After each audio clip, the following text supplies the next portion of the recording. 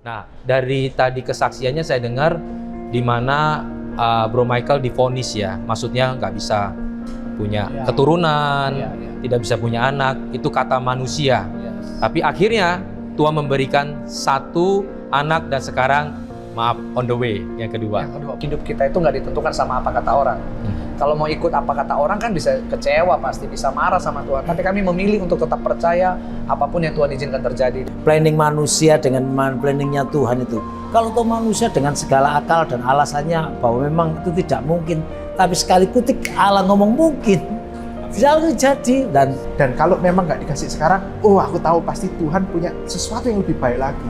Cuman kami sekarang ini ada di titik ada masalah atau ada apapun langsung Tuhan mau nunjukin apa ya lewat masalah Amin. ini.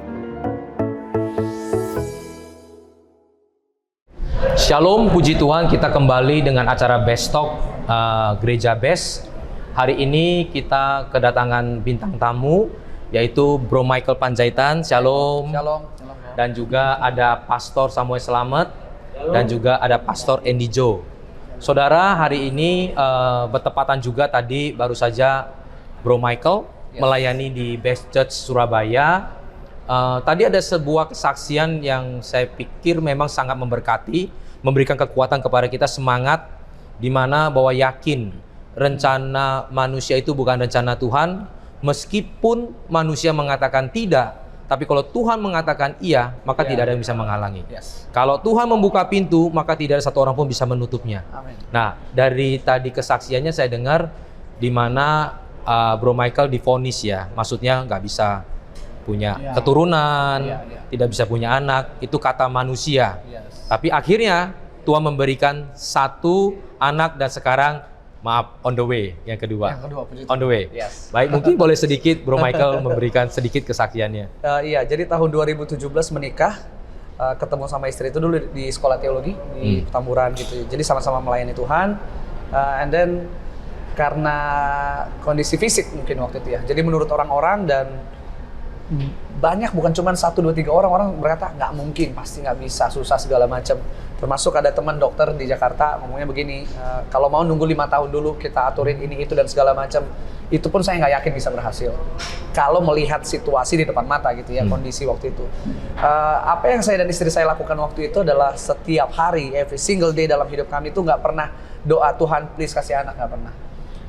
Tuhan, terima kasih untuk janjimu yang ajaib, terima kasih untuk pertolonganmu, terima kasih untuk anak yang sehat, anak yang diberkati Tuhan. Hamil pun enggak gitu ya, tapi setiap hari kami perkatakan janji Tuhan, percaya iman gitu ya, untuk sesuatu yang belum kita lihat gitu, untuk sesuatu yang belum kita dapatkan gitu. Percaya bahwa hidup kita itu nggak ditentukan sama apa kata orang.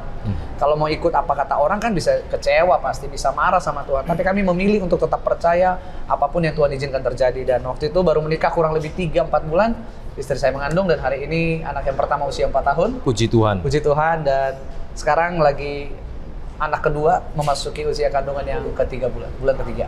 Oh, oke, good. Ada satu kalimat tadi Bro Michael ngomong begini. Meskipun belum terlihat, tapi Bro Michael ngomong tetap mengucap syukur, mensyukuri. Betul. Nah, ini saya lihat memang sesuatu yang mengandung firman Tuhan nih, Pastor. Jadi tetap mengucap syukur di dalam segala hal. Baik itu baik, baik pun itu belum baik gitu loh. Nah, menurut Pastor Samuel gimana?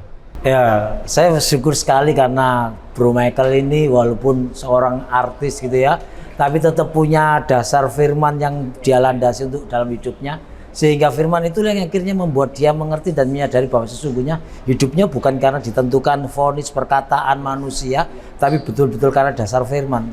Kan juga ada, ya saya menulis bahwa setinggi-tinggi, bedanya itu setingginya langit dan bumi, planning manusia dengan planningnya Tuhan itu. Kalau tuh manusia dengan segala akal dan alasannya bahwa memang itu tidak mungkin, tapi sekali kutik Allah ngomong mungkin, selalu jadi. Dan bersyukur lewat statement kesaksiannya juga memberkati kita semua hari ini, menjadikan kuat orang yang mendengar. Bahkan mungkin hari-hari ini ada orang-orang yang lagi bergumul sama dengan pergumulan Bro Michael, bahwa sudah sekian lama didoakan belum dapat, diharapkan tidak dapat, bahkan sudah melakukan sebatas yang dokter sarankan, manusia-manusia lain sarankan, tapi tetap percayalah janji Tuhan bahwa kalau Tuhan yang memberkati tidak akan ada yang bisa menutup. Kalau Tuhan dengan yang menutup ya pasti usaha apapun itu juga tidak akan bisa mampu membuka. Seperti itu, luar biasa. Puji Tuhan. Jadi memang kalau kita lihat ya, itu bukti bahwa anak itu memang milik Tuhan, Pak. Anak itu milik Tuhan. Manusia bagaimana berusaha, kalau Tuhan belum kasih anaknya ini, maka ya tidak akan terjadi. Jadi dari sini kita bisa melihat bahwa anak itu satu titipan. Nah, kita mungkin minta tanggapan dari Pastor Andy mengenai dari kesaksian tadi. Mungkin apa nih yang memang bisa memberikan kita motivasi, terus membuka pikiran kita bahwa ikut Tuhan itu memang kadang-kadang ada hal-hal yang belum Tuhan jawab, tapi tetap mengucap syukur, dan bagaimana kita bisa terus konsisten di dalam Tuhan, meskipun prosesnya berat. Nah, apa yang harus kita lakukan? Atau mungkin Pastor ada tanggapan sesuatu? Jadi betul, mengucap syukur dalam segala hal, selalu ada kata gitu. Terus dibilang bahwa rancangan Tuhan adalah rancangan damai sejahtera yang mendatangkan kebaikan. Sekarang kalau kita memikir rancangan kita sendiri, kita akan pikir, oh kalau bisa sih saya punya anak sekarang. Oh kalau bisa sih saya menyekolahkan anak saya di sini. Oh kalau bisa sih saya dapat ini. Selalu kita berpikir punya rancangan. Tetapi kalau kita mau taruh rancangan kita di bawah, rancangan Tuhan di atas, selalu ada sesuatu yang lebih baik. Mungkin waktu kita mungkin ada kasus lain ya, kok bertahun-tahun nggak punya anak. Mungkin saja memang Tuhan izinkan nggak punya anak supaya apa? Dia secara mental lebih siap, secara keuangan lebih mantap dan lain sebagainya. Dan semuanya kita pasti tahu mendatangkan kebaikan. Maka dari itu base-nya kita bisa mengucap syukur. Karena kita tahu, oh Tuhan tidak pernah merancangkan sesuatu yang jahat. Pasti Tuhan merancangkan sesuatu yang baik. Dan kalau memang nggak dikasih sekarang, oh aku tahu pasti Tuhan punya sesuatu yang lebih baik lagi. Entah kenapa mungkin ditunda atau apa, saya nggak tahu. Tapi aku pasti tahu, ini yang pasti yang terbaik. Itu menurut saya. Tetapi jangan lupa juga Pak, memang sih budaya punya anak itu kalau dikaitkan dengan Alkitab di zaman Perjanjian Lama memang itu sesuatu yang harus gitu ya. Karena begitu tidak punya anak akan dianggap aib lah, kena tulah lah, kena kutuk lah dan lain sebagainya. Tapi sekarang di zaman Perjanjian Baru, di zaman kemurahan ini, saya pikir tidak punya anak itu bukan berarti kita harus berarti kena kutuk. Tidak punya anak itu berarti kita ini kena tulah.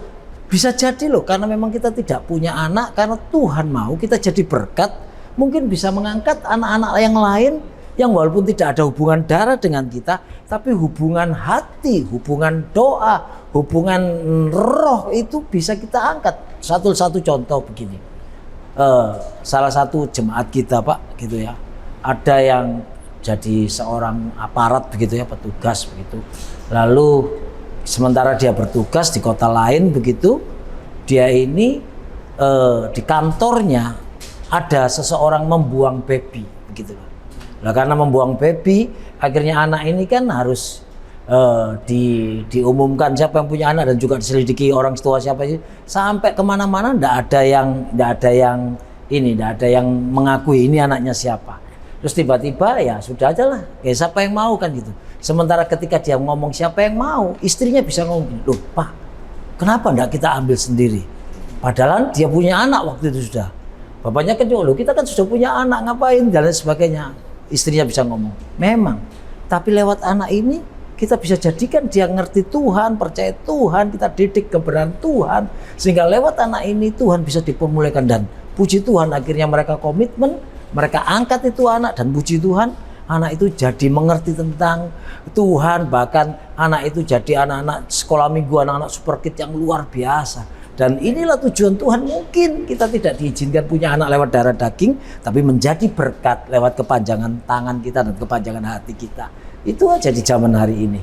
Baik, puji Tuhan. Tadi Super Kid itu program sekolah minggu kita, Pak. Oke. Jadi bukan super nanti pikir Superman. Enggak. Jadi itu program sekolah minggu kita, namanya Super Kid. Siap. Jadi kita itu nggak pernah bisa menyelami rencana Tuhan, pekerjaan Tuhan. Ya, kalau Tuhan memberikan anak, puji Tuhan kita didik dia. Tapi kalau kelak memang sampai nggak punya anak pun, kita harus tahu bahwa kita punya anak-anak rohani yang Tuhan percayakan. Jadi di sini kalau saya melihat memang semua kejadian di dalam kehidupan kita itu tidak luput dari pandangan Tuhan. tidak luput dari rencana Tuhan. Tidak ada sesuatu pun yang kebetulan. Yes. Nah, mungkin Bro Michael, kita percaya setiap kejadian pun itu bukan satu kebetulan. Ya. Apalagi kejadian-kejadian yang khusus, yang memang sangat membekas di dalam hati kita, menggores hati kita. Pernah nggak Bro Michael pernah mengalami sesuatu, entah itu akhirnya kita breakthrough, entah akhirnya itu membuat kita lebih lagi kepada Tuhan, komitmen atau apapun lah.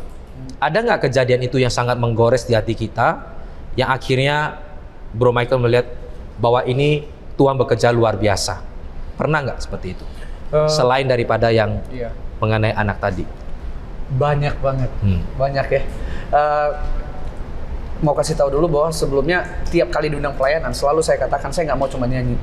Kalau mau cuma nyanyi orang bisa nonton di YouTube mungkin atau dengar di album atau gimana. Saya rindu menyaksikan bahwa Tuhan itu bukan cuma sekedar cerita, bahwa Tuhan yang saya layani, Tuhan yang saya sembah adalah Tuhan yang hidup, Tuhan yang melakukan banyak sekali pekerjaan yang luar biasa. Gitu ya. Khususnya di masa pandemi ini kok, jadi banyak banget kan. Ingat banget dulu sempat kerja and then memutuskan untuk melayani Tuhan full gitu ya. Orang-orang langsung punya statement begini, Michael akan hidup dari pelayanan, kayak artinya ya kalau nggak pelayanan ya nggak bisa hidup gitu kan. Terus pandemi 2020 Maret semua pelayanan kacau ya waktu itu ya semua. Dan ada seorang pendeta terkenal juga di Indonesia, dia telepon saya, Mike gimana situasi, gimana mau hidupi anak istri dan segala macam gitu. Waktu itu saya memilih untuk datang sama Tuhan, saya berdoa, Tuhan saya tahu untuk apapun yang terjadi ini seizin Tuhan. Nggak mungkin Tuhan bawa aku di masa seperti ini hanya untuk meninggalkanku gitu aja. Dan Tuhan ingatkan jelas banget itu dalam hati saya, hidupmu nggak ditentukan sama jadwal pelayanan atau apapun itu. Hidupmu sepenuhnya bergantung dari anugerahku, kasih karuniaku, kata Tuhan. Dan waktu itu ada 4 pendeta telepon, 4 pendeta berbeda, waktu yang berbeda. Pesannya sama, satu, hidupmu akan menjadi kesaksian di masa pandemi. Gitu. Dan saya aminkan dan sampai hari ini terlalu banyak. Saya hari ini dan keluarga tentunya ada di fase begini. Kalau dulu kan punya masalah, Tuhan kok begini ya gitu ya. Tuhan kok udah melayani Tuhan nggak bisa punya anak, harusnya bisa gitu kan. Cuman kami sekarang ini ada di titik ada masalah atau ada apapun langsung Tuhan mau nunjukin apa ya lewat masalah ini. Jadi cara pandang kita itu udah nggak kayak Tuhan kok begini tapi kalau diuji ini berarti artinya mau naik kelas. Tuhan mau nunjukin apa nih sesuatu. Dan saya punya prinsip dalam hidup, segala sesuatu yang tidak baik mungkin hari ini sedang kita alami, yang terjadi tidak seperti apa yang kita mau, itu menjadi alasan yang tepat untuk kita bisa melihat pekerjaan Tuhan yang luar biasa itu dinyatakan dalam hidup kita. Kalau hidup kita santai-santai aja, senang-senang aja, kita kurang bisa menyadari bahwa ini mukjizat dan kuasa Tuhan. Tapi dalam masa-masa yang mungkin tidak baik, masa-masa yang tidak enak buat daging kita gitu ya, justru itu kita melihat, oke, ini masa kesempatan saya akan melihat bahwa Tuhan yang saya sembah adalah Tuhan yang luar biasa. Amin. Itulah cara pandang yang saya lihat memang nggak gampang. Itu kalau nggak lahir dari iman kerohanian seseorang yang dewasa itu sulit. Kemenangan bersama dengan Tuhan. Sungguh besar setiamu, Kau nyatakan bagiku.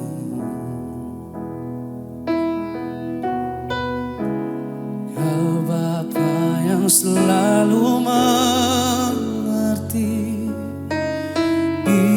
isi hatiku.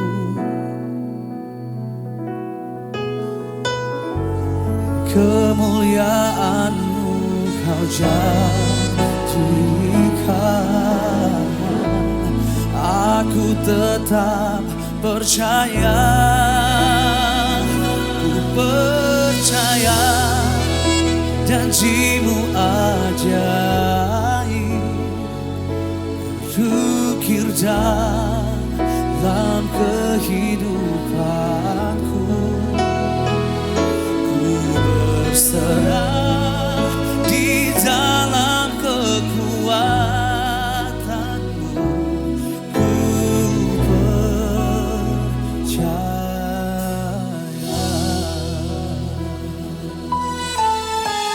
Untuk apapun yang sedang terjadi dalam hidup kita, mari naikkan pujian ini bersama-sama. Kita sembah Tuhan, kita nyatakan, sungguh besar setiamu, Kau nyatakan bagiku. Kau Bapa yang selalu mengerti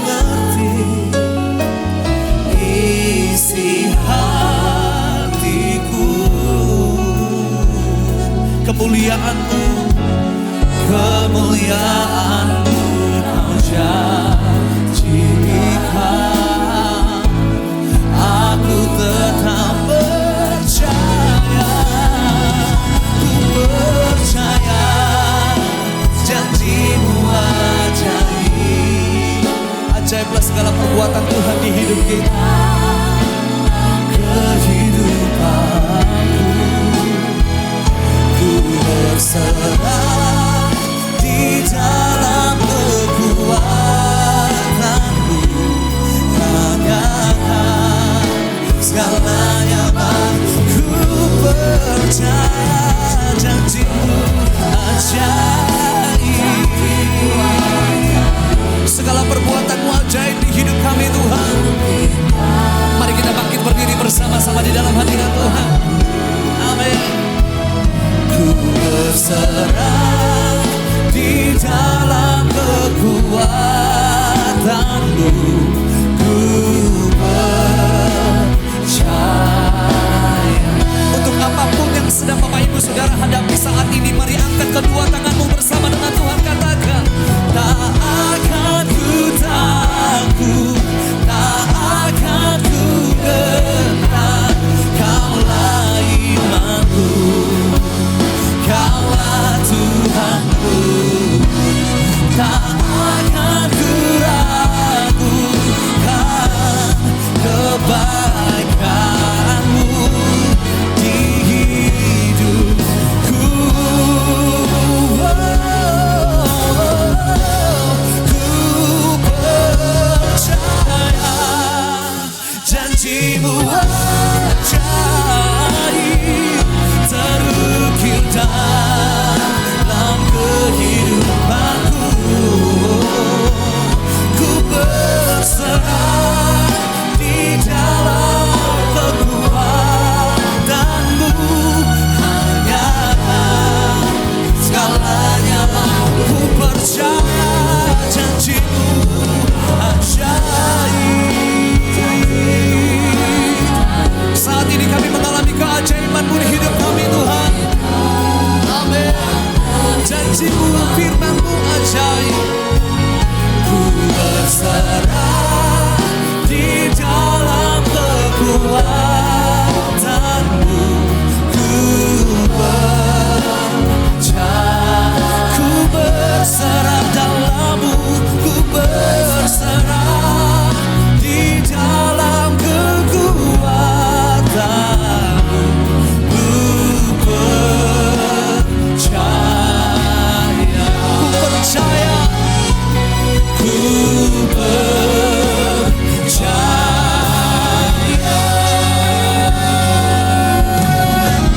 Haleluya. Oleh setiap kita yang percaya kepada janji Tuhan, berikan tepuk. Menurut Pastor Andy, bagaimana kita supaya bisa mempunyai pandangan atau kedewasaan rohani sehingga tuh kita bisa melihat masalah itu bukan lagi lihat masalah loh, tapi melihat Tuhan nih mau bicara apa nih di tengah masalah.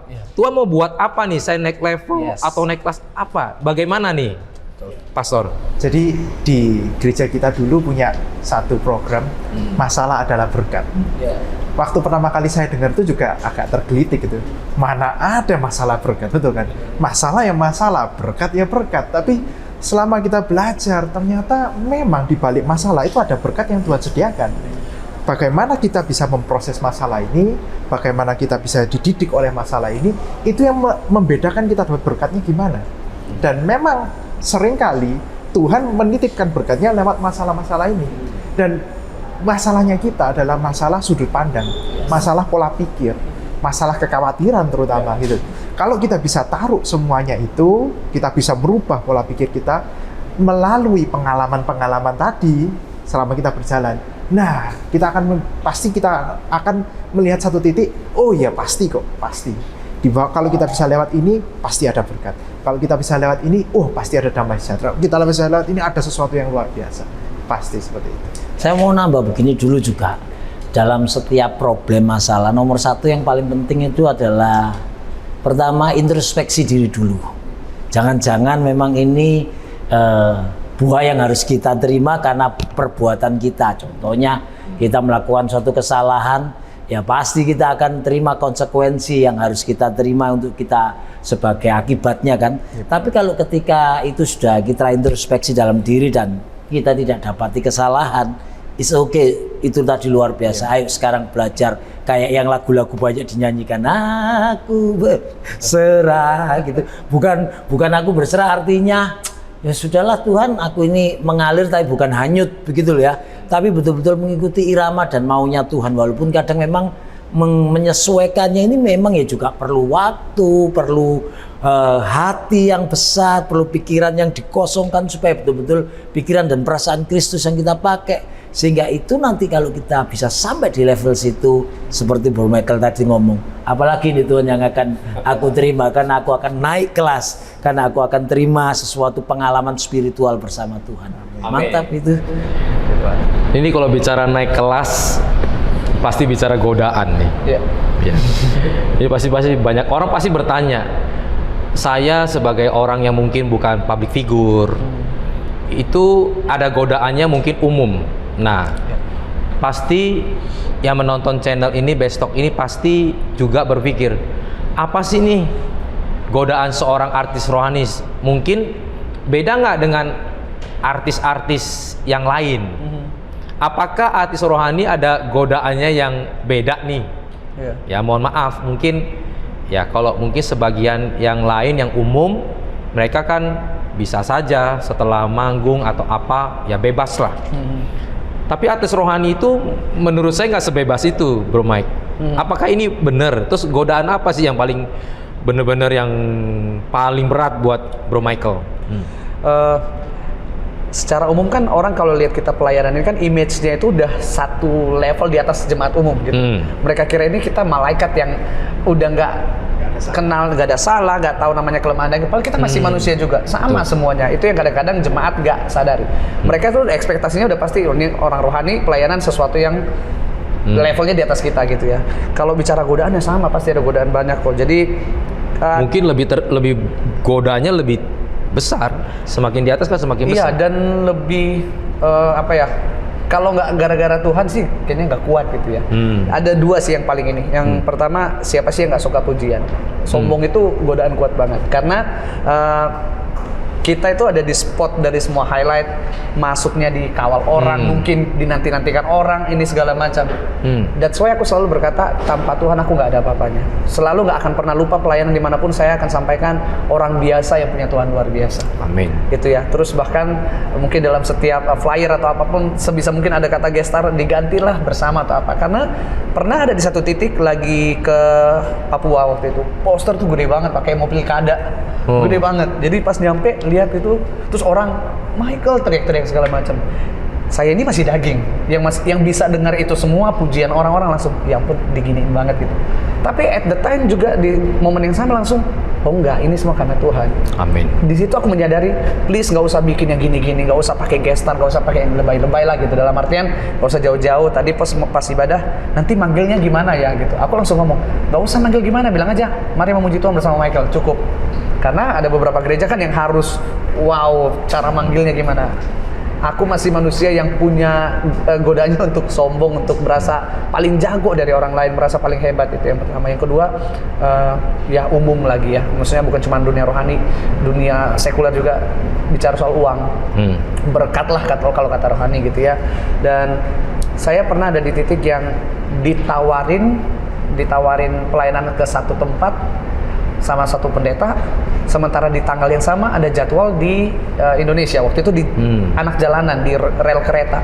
Kalau saya memilih ke Amerika waktu itu nyaman banget, bahkan pendeta ini ngomong, Mike ini dolar loh gitu. Terus Michael itu masih jauh, masih Desember, itu September hubungannya, artinya masih bisa cancel yang di Indonesia. Udah gitu kan di tenda, di rel kereta lagi ibadahnya. Bicara soal nyaman, soal uang, semua segala macam, mending aku pilih Amerika. Waktu itu pendeta ini ngomong gini, belum ada hamba Tuhan, belum ada artis rohani siapapun yang kalau kita undang selalu nolak gitu. Ya udah gini, kamu doain dulu, siapa tahu rencana Tuhan. Bagus banget kan alasannya. Siapa tahu rencana Tuhan kamu ke sini. Saya langsung doa, saya katakan Tuhan, betul itu Amerika begini, ada ini semua. Ngomong, aku itu tipikal yang kalau ngomong doa itu nggak sesuatu yang aduh kayak doa pada umumnya lah gitu. Dia kayak bapak kita sendiri gitu. Tuhan ini gini-gini. Tapi Tuhan ingatkan satu hal di hati saya waktu itu. Amerika iya, dolar iya, tapi jangan pernah lupa seluruh dunia ini Tuhan yang punya. Amin.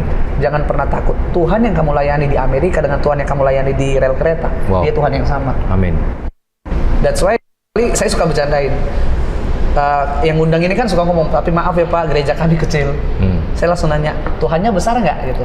Amin. Besar, oh ya udah kalau Tuhannya besar aman gitu. Ada Tuhan nggak di sana? Ada, oh ya udah aman. Itu yang godaan untuk ya tawaran-tawaran dunia lah kok.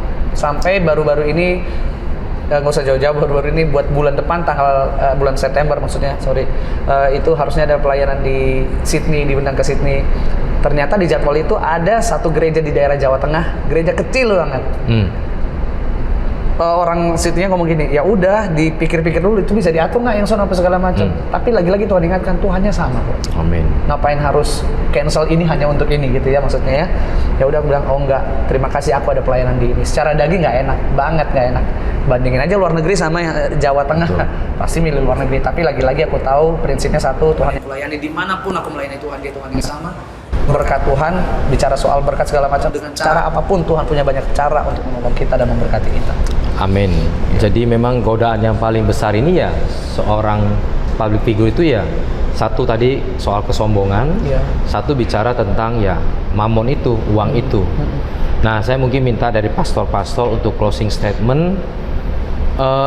Kalau kita tahu memang godaan yang paling berat itu mengenai kesombongan dan uang, dan saya rasa itu pun godaan buat semua orang dan juga pastor-pastor juga mungkin kan. Tadi bagus sekali lu bisa milih begitu dan akhirnya punya prinsip seperti itu. Saya pikir nggak mudah. Nah bagaimana untuk menjaga suhu rohani itu seperti itu, bisa komitmen, konsisten, itu bagaimana? Mungkin ada tipsnya nggak, Pastor?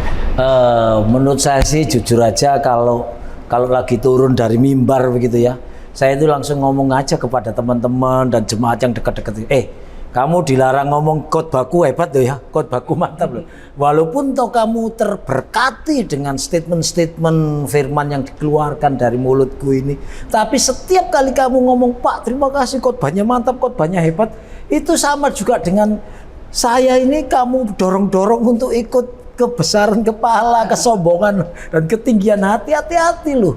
Itu kalau ngomong guronya, tapi buat itu ya tetap kembali lagi ke hati ini. Makanya sekarang saya pegang itu satu ayat di Kolose pasal 3 itu Pak, ayat yang ke-24 bahwa kamu tahu bahwa dari Tuhanlah kamu akan menerima bagian yang ditentukan bagimu. Jadi yang menentukan bagian kita itu Tuhan.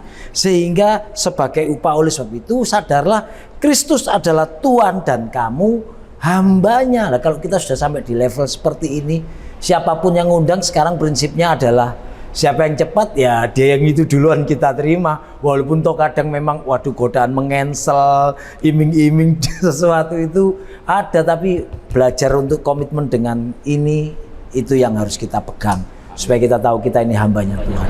Kita adalah hambanya Tuhan, Tuhan pemiliknya. Mungkin dari pastor? Kalau dari saya sih, saya punya prinsip begini.